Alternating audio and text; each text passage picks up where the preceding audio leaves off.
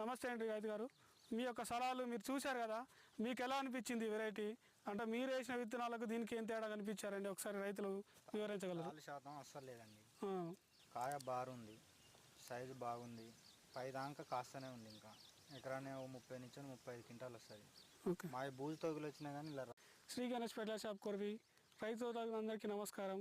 మనం ప్రస్తుతం మహిబాద్ జిల్లా చిన్నగూడూరు మండలం మేఘతాండ్ అనే గ్రామంలో ఉన్నాము. ఇక్కడ బూకె చిరంజీవి గారు అనే రైతు మన కర్షక్ క్రాప్స్ అండ్ సీడ్స్ వారి సూపర్ విజేత వెరైటీ 2 ఎకరాలు వేయడం జరిగింది. ఈ యొక్క వెరైటీ చాలా. నమస్తే అండి, మీ పేరండి? నా పేరు ముత్తులింగం. ముత్తులింగం. నేరడా అండి? నేరడా. ఎలా అనిపించింది అండి ఈ వెరైటీ?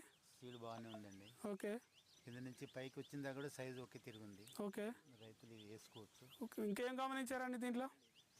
దీనికి నల్లి కూడా దాడి ఎక్కువ చేయలేదండి. ఓకే, దాడి చేయలేదు, నల్లి తక్కువ ఉంది. ఓకే. తాళ్ళు